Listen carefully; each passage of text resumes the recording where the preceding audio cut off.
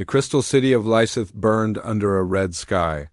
Thizes pressed his thin fingers against the communication panel, watching the lights flicker as another explosion shook the tower. Through the clear walls, he could see the dark shapes moving.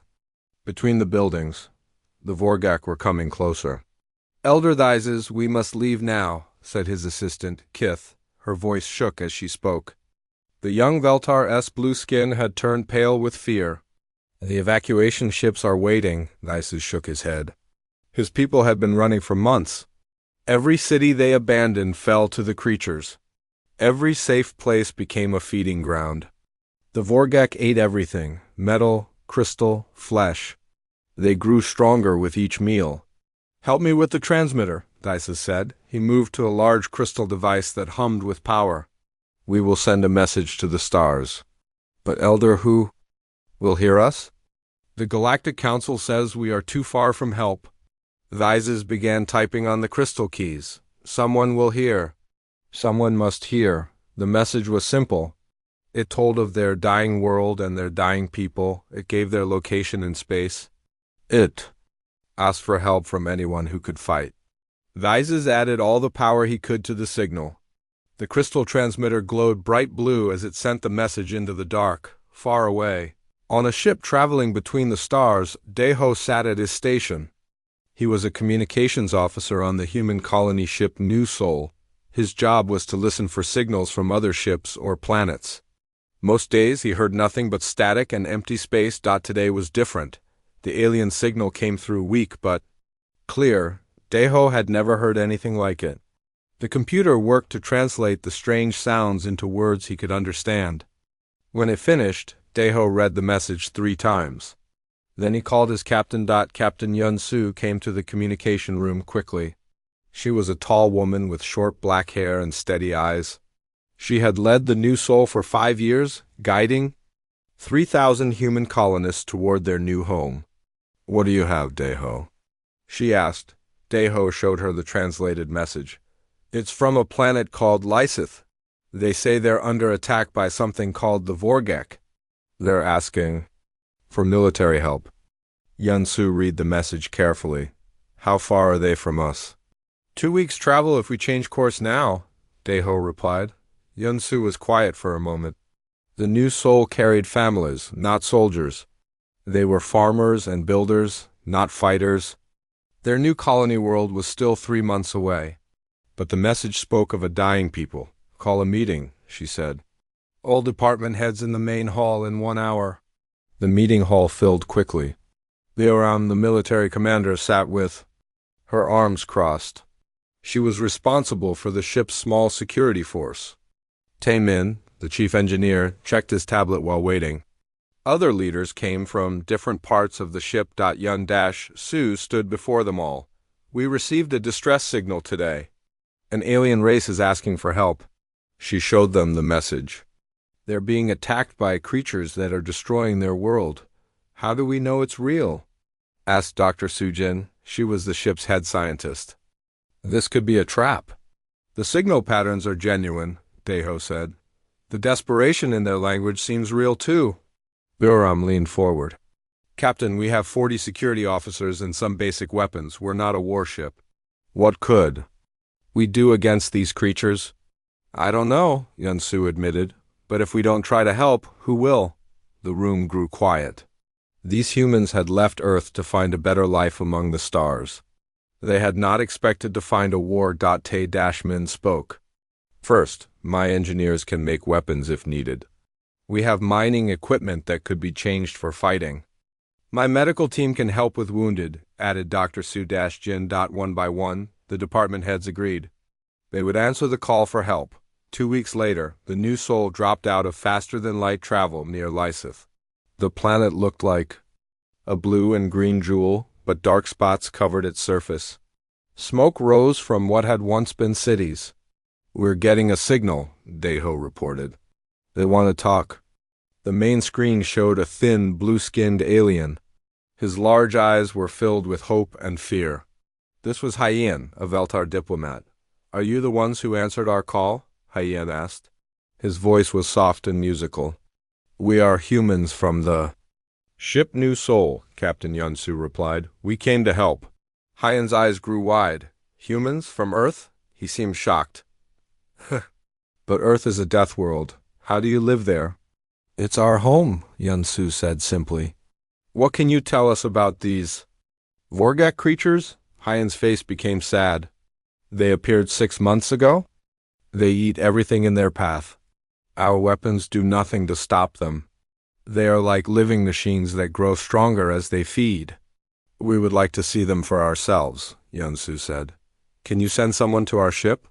I will come, Hyen said quickly, but I must warn you. Your ship's environment may be too harsh for us. We are not strong like Deathworlders. When Hyen's small shuttle reached the New Soul, he wore a full environmental suit. Even with protection, he moved slowly. In the ship's gravity, the air pressure that humans found normal made him struggle to breathe. Yunsu met him in the docking bay with Ram and Dr. Sujin. Hyen looked around with wonder and fear. The metal walls, the bright lights, and the heavy air all reminded him why humans were called Deathworlders. Your people live in this? He asked in amazement. This is comfortable for us, Dr. Sujin said gently. Your planet must be very different. Hyen nodded. We need crystal cities and soft air. We cannot fight like you do. The Vorgak are too strong, too hungry. But Orem stepped forward. Show us where they are. We'll see what we can do. As they walked through the ship, Hyen saw things that amazed him. Human children ran and played in gravity that would crush young Veltar. Workers carried heavy tools without effort. Even the oldest humans moved with strength that his people could not match. How do you become so strong? He asked. Earth made us this way, Tunman explained. Our world has strong gravity, dangerous weather, and deadly animals. We had to be strong to survive. Hyen understood then why the Galactic Council called Earth a death world. Only the strongest creatures could live there. These humans were survivors of a planet that tried to kill them every day. In the ship's meeting room, Hyen showed them images of the Vorgak. The creatures looked like a mix of insect and machine. They had sharp claws, thick armor, and glowing eyes. They moved in swarms, eating everything they touched. They're fast and smart, Hyen explained. They work together like one big creature. Our energy weapons barely hurt them. Ram studied the images. They look tough but not impossible. We fought things like this on Earth. You have? Hyen was surprised. Earth has many dangerous creatures, Dr. Sujin said. We learned to fight them long ago. Captain Yunsu looked at her officers. Can we help them? We can try, Ram said, but we need to see these creatures up close first. Hyen felt hope for the first time in months. These Deathworlders spoke of the Vorgak like any other problem to solve. They did not fear what had destroyed his world. Maybe, just maybe, help had finally come to Lysith. The first time the Veltars saw humans prepare for war, they thought it was madness. Dr. Sujin worked in her laboratory with Kith, the young Veltar scientist. They studied pieces of dead Vorgak that Hyen's people had collected. The alien flesh was hard like metal, but moved like living tissue. Your people have been using energy weapons, Sujin said, looking at the burn marks on the creature's shell. The energy just makes them stronger. Kith's blue skin turned darker with confusion. How is that possible? Energy weapons work on everything, Sujin smiled, not on Earth creatures. We learned long ago that some things need different approaches. She pointed to a small hole in the shell. This came from a metal projectile. See how it went right through? You mean the old slug throwers that primitive species use? We still use them, Sujin said. Sometimes old ways work better than new ones. In another part of the ship, Ji-hoon was explaining human military thinking to a group of Veltar officers. The aliens sat in special chairs that helped them deal with the ship's gravity. Their large eyes watched him with wonder and horror. The key is to think like a predator, Ji-hoon said. Don't just defend. Attack the enemy where they are weak. Elder Thizes raised a thin hand. But how do we know where they are weak? We study them. We learn their habits. Then we hit them hard and fast. Ji-hoon showed them pictures of Earth animals hunting. A Wolf pack doesn't fight a bear head-on. They circle it, tire it out, then attack together. The Veltar looked at each other with worried expressions. Their people had always avoided conflict. The idea of hunting other living things seemed wrong to them. But the Vorgak are not animals, said another Veltar officer. They're like machines that think. Then we learn how machines think, Juhun replied. Every enemy has patterns. Every pattern has weaknesses. Rose in the ship's weapons room, showing her guns to Hyen. The Veltar diplomat could barely lift the smallest human rifle. The weight that seemed normal to Era was impossible for him. How do you carry such heavy weapons? He asked. Practice, Era said. On Earth, everything is heavy. We build strength from childhood. She picked up a larger gun with one hand. This fires metal bullets at high speed. No energy shield can stop it. Hyen looked at the bullets. They were simple pieces of metal, nothing like the complex energy weapons his people used. These seem so primitive. Simple things are harder to break, Era explained. Energy weapons need power cells, computers, and complex parts. Bullets just need gunpowder and metal. The humans continued preparing for battle. One Sikh trained his security team in the ship's cargo bay. They practiced moving as a group, covering each other, and switching between different weapons quickly. The Veltar watched from a safe distance. They had never seen beings move with such purpose and coordination. Each human knew exactly what to do without being told. They move like a school of fish, Kith whispered to Hyen. But fish that hunt. 3 days after arriving at Lysith, the humans got their first real look at the Vorgak. A small group of the creatures attacked a Veltar supply ship near the planet. Captain Yun Su ordered the new soul to intercept. All hands, prepare for combat, her voice echoed through the ship. The humans moved quickly to battle stations. The Veltar visitors were amazed at how fast the peaceful colonists became warriors. The Vorgak ship looked like a living thing. Its hull pulsed like a heartbeat, and strange tentacles reached out toward the Veltar vessel. The creatures were trying to board and consume the smaller ship.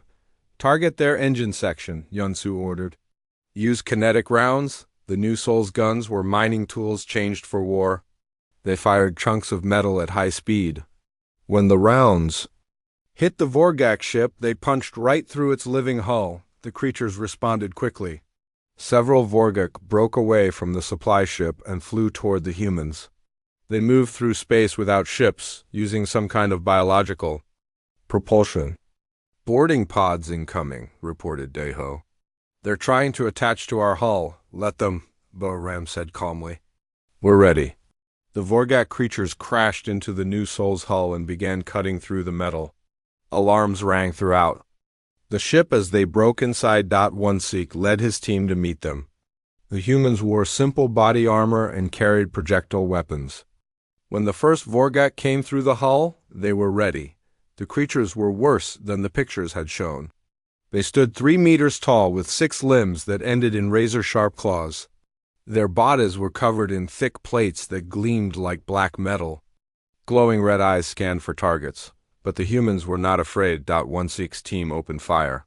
The sound of gunshots echoed through the corridors. The metal bullets smashed into the creatures, cracking their armor and spilling dark fluid. The Vorgak had expected easy prey like the Veltar. Instead, they found beings that fought back with deadly skill. The humans moved like dancers, each one covering the others while they reloaded. One creature broke through the line and charged at Mi Young. She dropped her rifle and pulled out a knife. As the Vorgak reached for her, she ducked under its claws and drove the blade into a gap in its armor. The creature fell, black blood pooling on the floor. Is that all of them? One Sikh asked, checking his weapon. Scanners show clear, reported a voice over the radio. The entire fight had lasted less than 5 minutes. Hyen and the other Veltar had watched the battle through security cameras. They could not believe what they had seen. The creatures that had destroyed their cities were dead on the floor of the human ship. How? Lyses whispered. How did you kill them so easily? Goram wiped blood from her knife. They're tough, but not that tough. Good armor, strong claws, but they fight like animals, no strategy, no teamwork. Dr. Sujin was already examining the dead creatures. Interesting, she said. Their armor is grown, not made. And look at this. She pointed to a cluster of organs inside the creature's chest.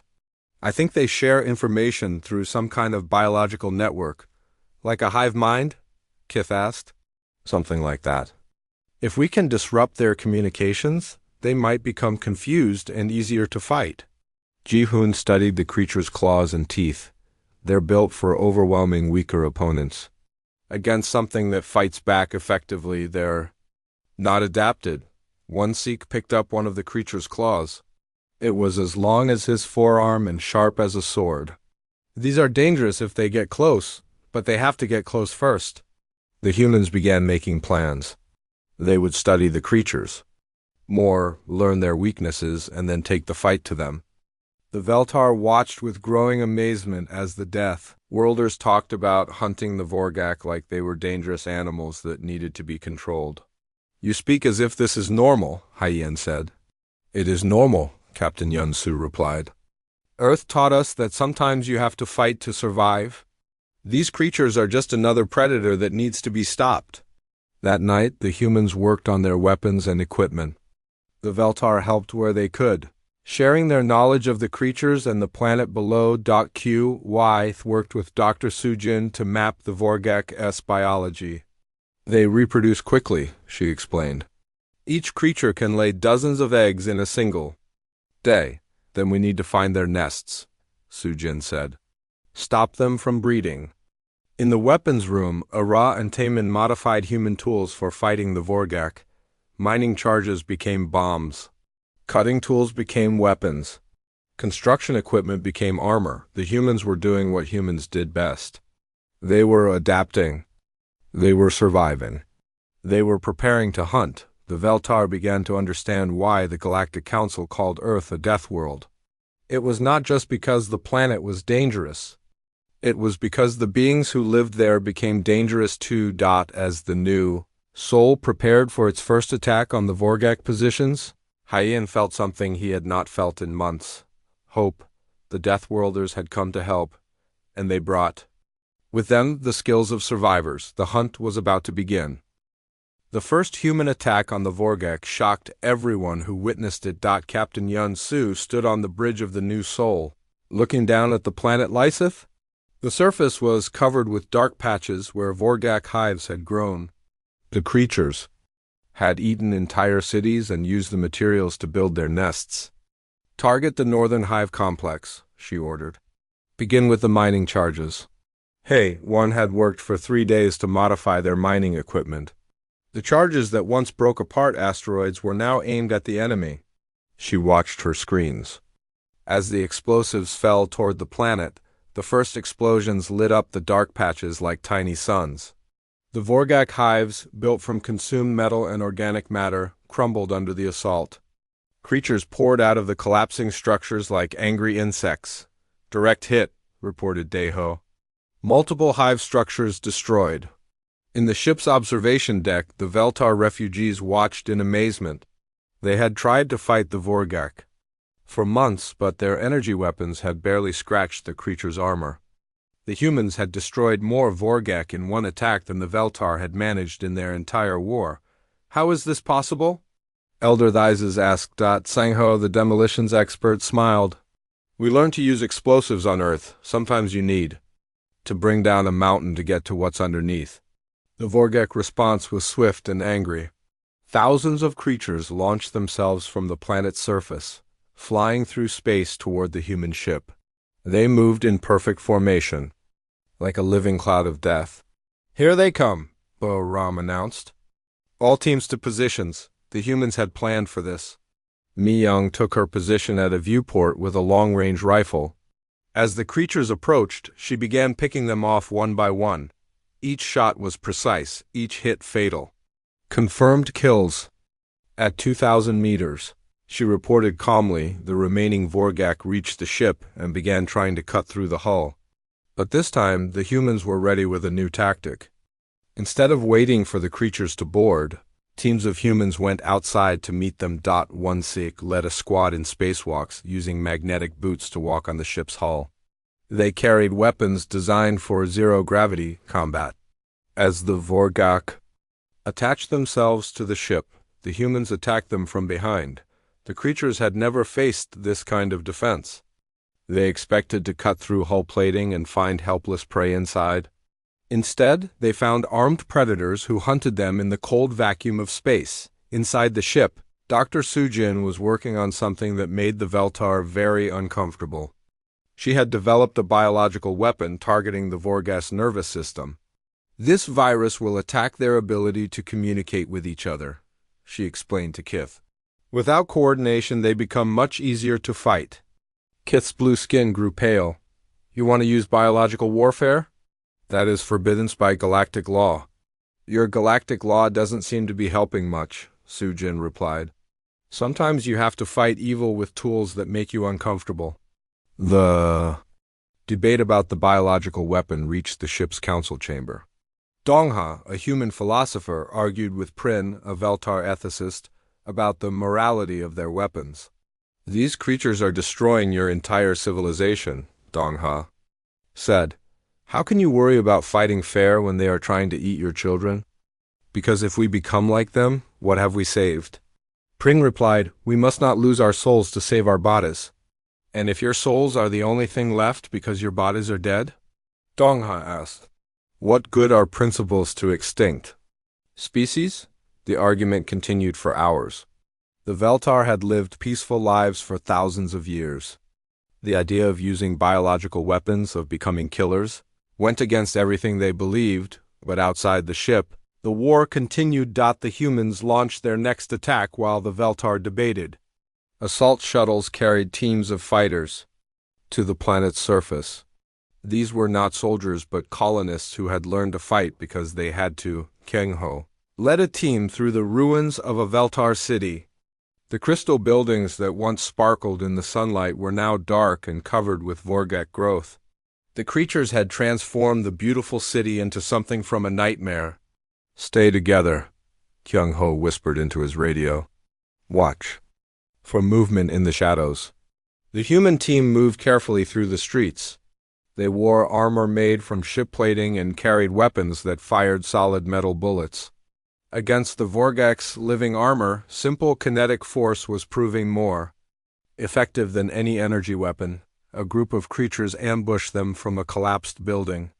The Vorgak moved fast, using their claws to climb walls and leap between structures. But the humans had trained for this kind of fighting. So Ra, the combat medic, threw a grenade into the creature's path. The explosion sent metal fragments flying, cutting through their armor like knives. The surviving Vorgak found themselves facing humans who moved with deadly precision. Each human knew their job. They covered each other, shared ammunition, and coordinated their attacks without speaking. The Vorgak, used to fighting individuals or small groups, could not adapt to this level of teamwork. Area clear, King-ho reported. Moving to the next target. Back on the ship, the Veltar watched the battlefields with growing amazement. The humans fought like a single organism, each part supporting the others. It was the kind of coordination the Veltar had seen in nature but never in thinking. Beings, they fight like a pack, Hyen observed. But a pack that uses tools and strategy? As the day continued, the humans began to understand their enemy better. Dr. Sujin's analysis proved correct. The Vorgak shared information through a biological network. When communication was disrupted, they became confused and easier to defeat. The biological weapon became unnecessary. Instead of using a virus, the humans found the creature's communication organs and targeted them with surgical strikes. Disrupting a few key individuals broke down the entire swarm's coordination. Jin-Wu, the mining engineer, made another important discovery. These hives are built on unstable ground, he reported. If we target the support structures, we can bring down entire complexes. The humans began using the planet's own geology against the Vorgak. Explosives placed in the right locations caused cave-ins that buried thousands of creatures. Mining equipment originally designed to extract resources became tools of war. By the end of the first day of human assault, the Vorgak had lost more territory than the Veltar had been able to reclaim in months of fighting. The creatures' perfect formations became scattered groups. Their unstoppable advance became a confused retreat. The Veltar could not believe what they were seeing. These Deathworlders had taken their impossible situation and made it manageable. They fought with tools and tactics that the peaceful aliens had never imagined. "How do you know how to do this?" Kif asked Dr. Sujin. "Earth taught us," Sujin replied. "Our planet has creatures that hunt in swarms, parasites that take over other organisms, and predators that seem unstoppable. We learned to fight all of them." Tay-Min showed the Veltar engineers how to modify their technology for war. Crystal growth techniques that built beautiful cities could also create armor and weapons. Gravity manipulation tools could be used to trap enemies or launch projectiles. "You have amazing technology," he told them. "You just never thought to use it for fighting." The cultural exchange worked both ways. The humans learned about Veltar, crystal technology and energy manipulation, but more importantly, they learned about the alien perspective on war and peace. "We never wanted to become killers," Daizes explained to Captain Yunsu. "Our people have always sought harmony." "Sometimes harmony requires strength," Yunsu replied. "You can't have peace with creatures that only understand violence." As the first phase of the human assault ended, both species knew they had learned something important. The Veltar had discovered that sometimes survival required abandoning absolute pacifism. The humans had found that their violent skills could be used to protect the innocent. The war was far from over. The Vorgak still controlled most of the planet. But for the first time since the invasion began, the defenders were winning. The Deathworlders had brought more than weapons and tactics. They had brought hope. And hope, the Veltar were learning, could be the most powerful weapon of all. The next phase would test whether the peaceful aliens could learn to think like predators. The humans were willing to teach them, but the Veltar would have to choose whether to change who they were to save what they loved. Teaching the Veltar to fight was like teaching fish to climb trees. Kyung-ho stood in the ship's converted cargo bay, watching a group of Veltar volunteers try to hold human weapons. Their thin arms shook under the weight of even the lightest rifles. Their crystal-like fingers could barely reach the triggers. "Remember, squeeze slowly," he instructed. "Don't jerk the trigger." Voss, a young Veltar engineer, aimed at a practice target. When he fired, the recoil knocked him backward. The bullet went wide, missing the target completely. "This is impossible," Voss said, his blue skin flushed with embarrassment. "We are not built for this kind of violence." "Then we adapt the violence to fit you," Kyung-ho replied. He showed Voss a smaller weapon, one designed for the alien's lighter frame. "Every warrior uses what works for them." In the medical bay, Sora was teaching Veltar healers about battlefield medicine. The aliens had advanced medical technology, but they had never dealt with combat injuries. "The first rule is to keep yourself alive," Sora explained. "You cannot help others if you are dead." Kith listened carefully, taking notes on a crystal tablet. "But our medical oath says we must help all who are injured, even enemies." "That's noble," Sora said. "But in combat, you help your people first. The enemy can wait until the fighting stops." The concept troubled many Veltar volunteers. They had been raised to value all life equally. The idea of choosing who to save went against their deepest beliefs. Namjoon, the human psychologist, worked with Veltar civilians who had survived Vorgak attacks. Many suffered from what humans called trauma. The gentle aliens had no experience with the mental wounds that war created. "The fear is normal," he told a group of survivors. "Your mind is trying to protect you from danger." Thix, an elderly Veltar historian, raised a shaking hand.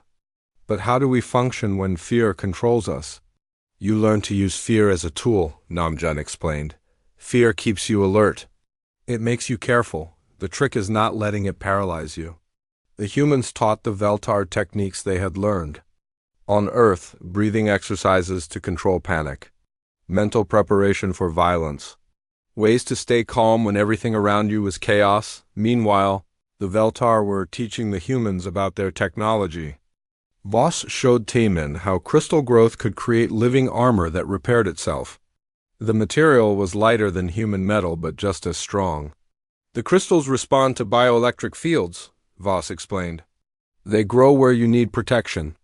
Taemin watched in amazement as the crystal armor flowed like liquid, hardening into plates when struck. This is incredible. We could make armor for both our species. The technology exchange accelerated as both sides realized how much they could help each other. Human weapons became lighter and more efficient with Veltar energy systems. Veltar tools became more robust with human engineering principles, but the real test came when the largest Vorgek force yet appeared on the planet's sensors. Contact, Deho reported. Massive creature emerging from the southern continent. It's the size of a city. On the main screen, they could see it rising from the planet's surface. The Vorgak Queen was a mountain of living flesh and metal, with thousands of smaller creatures swarming around it like insects around a hive. How do we fight something that big? Hyen asked, his voice small with fear. Rum studied the sensor. Readings. The same way we fight anything else. We find its weaknesses and hit them hard. But the Queen was unlike any Vorgak they had faced. Its armor was thicker, its movements more coordinated. When human missiles struck its surface, they barely left scratches. Conventional weapons aren't working, Mi Young reported from her sniper position. We need a bigger approach. Jin Woo, the mining engineer, had been studying the planet's geological surveys.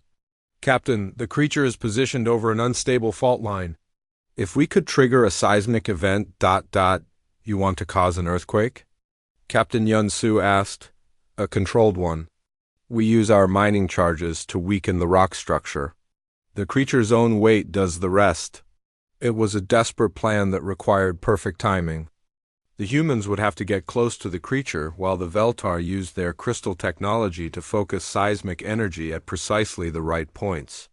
This is madness, Prin said. We're talking about destroying part of our own planet. Better to lose some ground than lose everything, Dongha replied. Sometimes you have to break something to save it. A combined assault began at dawn. Human dropships carried teams toward the massive Queen, while Veltar crystal arrays positioned themselves around the fault line. It was the first truly joint operation between the two species. Kyung-ho led a mixed team of humans and Veltar toward the creature's base. The Veltar volunteers moved awkwardly in their new armor, but they had courage. Voss carried a crystal lance that could punch through Vorgak armor, while his human partner carried explosives. Remember your training? Kyung-ho called out as they approached. Stay together, watch your sectors, and trust your partner. The Queen sensed the approaching attack. Thousands of smaller Vorgak swarmed out to meet them. The battle became a desperate race against time. Sora and her Veltar medical partner, Hith, worked to keep wounded fighters in the battle. They had learned to combine human field medicine with Veltar healing crystals. The results were remarkable. Crystal therapy accelerating healing, Hith reported. Human pain management techniques maintaining consciousness. Above them, Mayung provided sniper support while a Veltar spotter named Kesh used crystal optics to track targets through the chaos. The partnership worked better than either had expected. Target marked, Kesh said, his voice steady despite the danger. 200 meters elevated position. Mi Young's shot took down a Vorgak that had been about to attack a human squad. Nice. Spot, next target. As the surface battle raged, Jin Woo and his team placed the mining charges. Each explosive had to be positioned exactly right to create the seismic cascade they needed. The Veltar crystal arrays would amplify and focus the energy. Charges in position, Jin Woo reported. Veltar teams, are you ready? Crystal arrays. Synchronized, Voss replied from his position. We can channel the seismic force, but timing must be perfect. The Vorgak Queen seemed to sense the trap. It began moving, trying to leave the fault zone. Its massive legs shook the ground with each step. Now or never, Captain Yunsu said. All teams execute. The explosions came in sequence, each one calculated to add stress to the fault line. The Veltar crystal arrays glowed with stored energy. Focusing the seismic waves like a lens focusing light, the ground shuddered. Cracks appeared in the rock beneath the queen. For a moment, it seemed like the creature might escape, then the fault line gave way. The Vorgek queen fell into the opening earth, its massive bulk disappearing into the chasm. The smaller creatures, dependent on their queen's guidance, became confused and scattered. Target down, Deho reported. Queen creature neutralized. The victory celebration was brief. Both species had lost people in the battle, but they had also learned something important. Working together, they could achieve things neither could do alone. In the aftermath, as rescue teams searched for survivors, the real changes became clear. Veltar volunteers who had never held weapons were now carrying wounded comrades to safety. Humans who had only known war were learning the value of the Veltar's healing techniques. We are not the same people we were yesterday, Thaises observed. None of us are, Captain Yunsu agreed. That's what survival does, it changes you. The Vorgak threat was not over. Sensor readings showed more creatures on other continents, but for the first time, the defenders had hope. They had proven that the partnership between Deathworlders and peaceful aliens could work. The Veltar were learning to fight. The humans were learning to heal. Together they were becoming something new, a force that could stand against the darkness that had consumed so many worlds. The war for Lysith was far from over, but the tide had turned. The hunters had become the hunted, and the prey had learned to bare their teeth. The truth about the Vorgek changed everything. EUN-by worked carefully in the ancient ruins beneath Lysith's surface. The human archaeologist had discovered the underground chambers 3 days after the Queen's defeat. The Veltar had never known. These tunnels existed beneath their cities. These symbols are old, she told Thix, the Veltar historian who worked beside her. Much older than your civilization. Thix studied the strange markings carved into the stone walls. They were not Veltar writing, but they were familiar somehow. I have seen similar patterns in our oldest archives. We thought they were natural crystal formations. Yunbai carefully photographed each symbol. Her portable lights revealed artwork that told a story of horror. The carvings showed creatures that looked like the Vorgak, but these images were thousands of years old. Look at this, she said, pointing to a large carving. This shows the creatures being created, not born. The central image showed tall, thin beings with 4 arms working over organic matter. They were building the Vorgak like engineers building machines. Other carvings showed the creatures being released on different worlds. The Zomoth Empire, Thix whispered. We know them from ancient history. They conquered half the galaxy. Before they disappeared. They didn't disappear, Yunbai said grimly. They destroyed themselves, and they left these things behind. Back on the New Sol, Jianwu was analyzing data from across the galaxy. The intelligence officer had been trying to understand why the Vorgak had suddenly appeared on so many worlds at once. Captain, you need to see this. He called to Yunsu. The main screen showed a star map with red dots marking Vorgak attacks. There were hundreds of them, scattered across dozens of star systems. It's not random, Jianwu explained. The attacks started at the same time everywhere. Something triggered a galaxy-wide activation. Dr. Sujin had been studying the biological data from the ruins. These creatures are bioweapons, she reported, designed to clear worlds for colonization. They eat everything, reproduce rapidly, then die off when their food runs out. But they're not dying off, Deho pointed out. They keep spreading. Because they were never shut down properly, Sujin said. The Zomoth died before they could recall their weapons. The Vorgak have been running wild for centuries. Chang Min, the strategic analyst, put the pieces together. Every world they clear becomes a breeding ground for more attacks. They're creating a cascade effect across the galaxy. The implications were staggering. This was not just an invasion of Lysith. It was the final phase of a war that had started thousands of years ago. The Zolmuth Empire had finally succeeded in destroying galactic civilization, long after their own extinction. Captain Yunsu called a meeting of all department heads. The room was packed with humans and Veltar working together. The cultural barriers that had seemed so important weeks ago now felt meaningless. How many worlds have fallen? She asked. Jian-Wu checked his data. Conservative estimate? Thousands. Maybe tens of thousands. Most civilizations never had time to send distress signals. The room grew quiet. The scale of the disaster was beyond anything they had imagined. What about the Galactic Council? Haiyan asked. No response to any communications. Daeho reported. Their capital world went dark 6 months ago. So we're alone, Thyses said. His voice was calm, but his blue skin had gone pale. Not alone, Bahram corrected. We have each other. And we know how to fight these things. Jihun was already thinking tactically. If we can find other survivors, we can teach them what we've learned. Build a resistance network. The question is whether anyone else is still alive to teach. Jian-Wu said Dr. Sujin had been working on the biological data. I think I found something.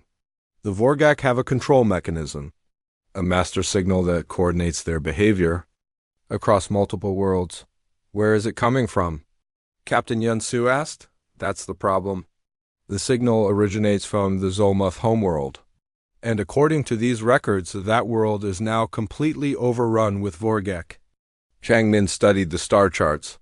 It would take months to reach the Zolmuth system, and we'd be flying into the heart of their territory. But if we could shut down the control signal, Jihun said, the Vorgak across the galaxy might become confused and vulnerable. It's a theory, Dr. Sujin warned. We don't know for certain that destroying the control center would stop them everywhere.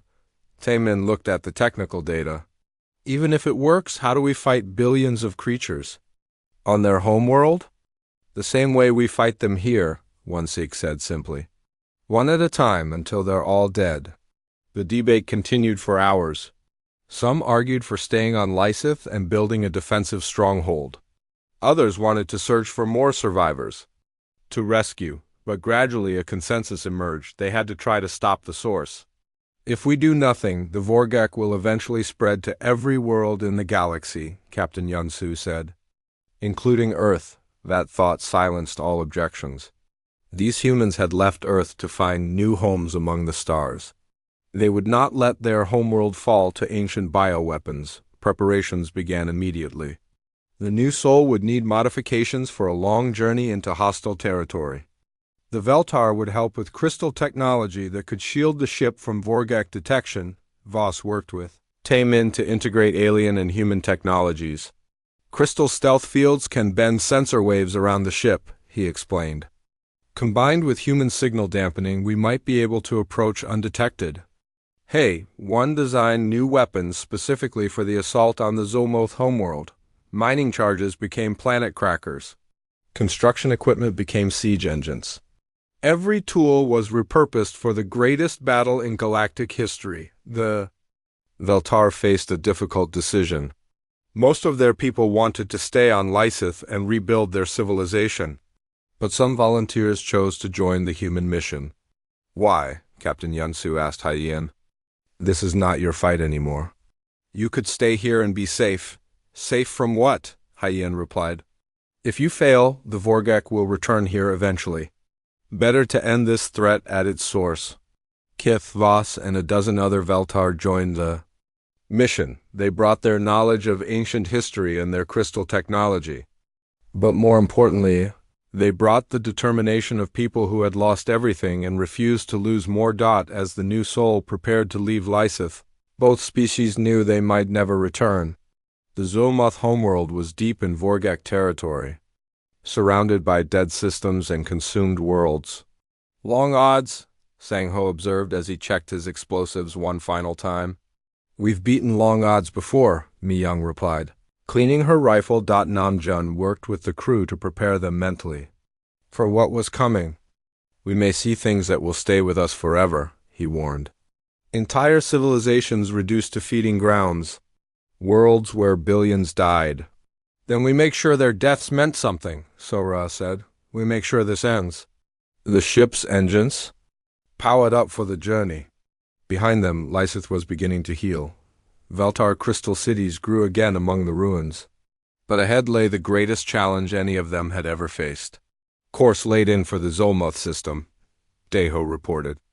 Take us out, Captain Yun-Su ordered Dot as the new Soul entered faster-than-light travel.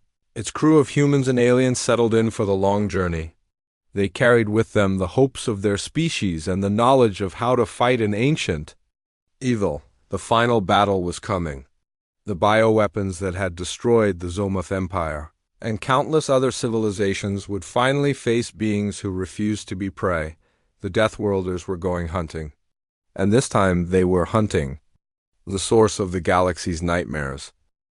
The Zolmoth homeworld was a nightmare made real. The new Soul emerged from faster-than-light travel at the edge of the dead system. What had once been the capital of a galactic empire was now a massive Vorgek breeding ground. The planet's surface writhed with billions of creatures, so many that they had consumed the oceans and turned the continents into living hives. Sensor readings are off the charts, Deho reported. I count at least 50 million large creatures on the surface, and that's just what we can see. Captain Yunsu studied the horrific sight on the main screen. The planet looked like a cancer, pulsing with unnatural life. Around it, the orbital stations had been converted into Vorgek nurseries, breeding new swarms to spread across the galaxy. There, Dr. Sujin pointed to a massive structure at the planet's north pole. That's the control center. It's sending signals to Vorgek across the galaxy.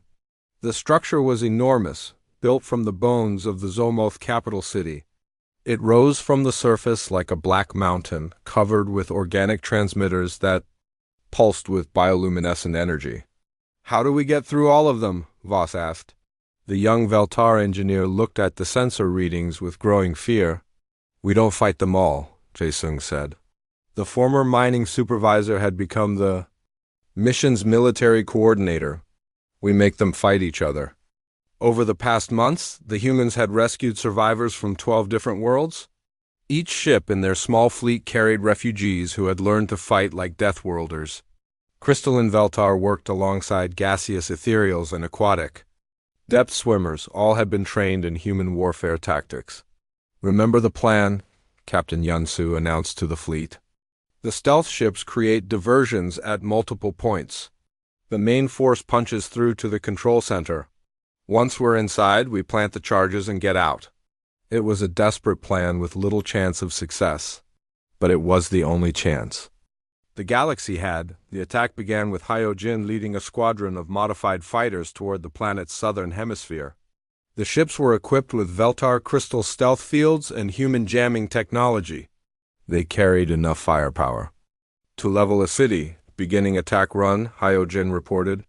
All ships light them up. The fighters screamed down through the atmosphere, their weapons carving through Vorgek hives like knives through flesh. Explosions bloomed across the surface as millions of creatures responded to the threat. The diversion worked perfectly. Vorgek.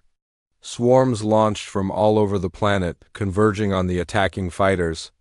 The creatures moved in perfect coordination, following signals from the control center, while the enemy focused on the southern attack. The main assault force approached from the north. Ilsung commanded the heavy ships, their hulls reinforced with crystal armor that could withstand Vorgek claws. Entering atmosphere, Ilsung reported. Heavy resistance, but we're getting through. The ships fought their way down through clouds of flying Vorgek. Eugène's gunners worked frantically, shooting down creatures that tried to attach to the hulls. Every shot had to count. They had limited ammunition for this final battle. On the surface, the landing was brutal. Dropships crashed through Vorgek hives, disgorging teams of mixed-species fighters. The aliens who had been peaceful refugees months ago now moved like seasoned warriors. Kyung-ho led a squad of humans and ethereals toward the control center. The gaseous aliens could pass through small spaces and scout ahead, while the humans cleared the path with explosives. Contact front, reported Zeph, an ethereal scout.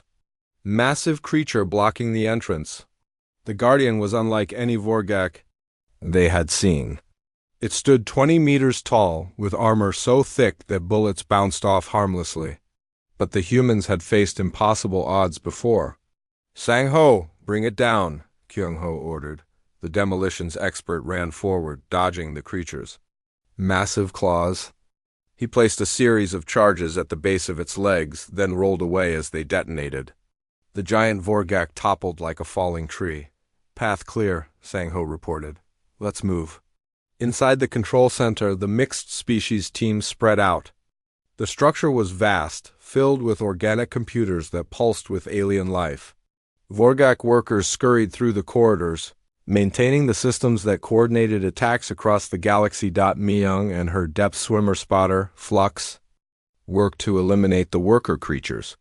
The aquatic alien could sense vibrations through the structure's walls, guiding Myung's shots with perfect precision. Target 12 meters behind the left wall. Flux communicated through their translator. Myung's bullet punched through the organic wall and dropped a Vorgak, then trying to flank them. "Nice call. Next target." Deep in the center's core, Dr. Sujin and Kith worked to understand the alien computers. The Veltar scientist's knowledge of crystal technology helped her interface with the organic systems. "It's beautiful and horrible," Kith whispered, her hands dancing over the living controls. "They turned an entire planet into a computer." "Can you shut it down?" Sujin asked. "Not shut down, but I can overload it. Make it send contradictory signals." As Kith worked, the other teams fought to hold their positions. The Vorgak had realized the true target of the attack and were converging on the control center. Wave after wave of creatures threw themselves at the defenders. Sora and her medical team worked frantically to keep fighters in the battle. Humans, Veltar, ethereals, and depth swimmers all fought side by side, their different abilities complementing each other perfectly. "Overload in progress," Kith reported. "But the system is fighting back. It knows what we're trying to do." The organic computers began pulsing faster, trying to maintain their connections to Vorgak across the galaxy. Warning signals echoed through the structure as ancient systems struggled against the sabotage.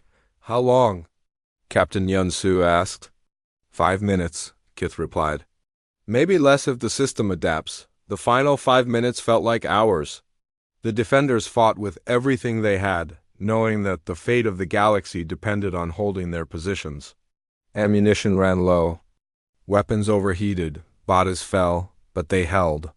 "Signal cascade initiated," Kith announced. "The control center is sending confused signals to every Vorgak in the galaxy." Across the structure, the effect was immediate. Worker creatures stopped moving in coordination. Guards began attacking each other. The perfect unity that had made the Vorgak unstoppable started to collapse. "It's working," Dr. Sujin reported. "But we need to destroy the center completely, to make it permanent." Taemin and his engineering team had been placing demolition charges throughout the structure. "Charges set. We need to get everyone out." The retreat was a fighting withdrawal through corridors filled with confused Vorgak. The creatures no longer worked together, but they were still deadly individually. Every meter of the escape route was paid for in blood. As the last evacuation ship lifted off, Taemin triggered the charges. The control center erupted in a series of explosions that could be seen from orbit. The organic computers that had coordinated galactic genocide for centuries were finally silenced. "Control center destroyed," Il-sung reported. "All ships begin withdrawal." The journey back to friendly space took months, but they carried news that changed everything. Without central coordination, Vorgak swarms across the galaxy had begun fighting each other instead of attacking inhabited worlds. The new Sol had become the flagship of a growing fleet. Rescued survivors from dozens of worlds joined the coalition, all trained in the warfare techniques that the Deathworlders had perfected. "We're not going home," Captain Yun-Su announced to the assembled fleet commanders. "Not yet. There are still worlds under attack, still people who need help." The mission had evolved beyond its original purpose. What began as a colony ship answering a distress call had become something new, a mobile force dedicated to teaching the galaxy how to fight back against the darkness. Years later, Historians would mark the destruction of the Zomoth control center as the turning point in the Vorgak War, but the survivors knew the real victory was smaller and more personal, the moment when peaceful species learned that sometimes, to preserve what you love, you must be willing to fight. The humans had come to the stars seeking new homes. Instead, they had become teachers of a harsh curriculum, how to survive in a galaxy where peace was a luxury that had to be earned through strength. The Deathworlders had kept their promise. They had answered the plea for help. And in doing so, they had forged a new kind of civilization, one built not on trade or diplomacy, but on the shared understanding that freedom was worth fighting for. The galaxy was healing, one world at a time. And on every liberated planet, the lesson was the same. Sometimes, the greatest act of compassion is teaching others how to be strong. The stars belonged to the living once again. And the living had learned to fight back.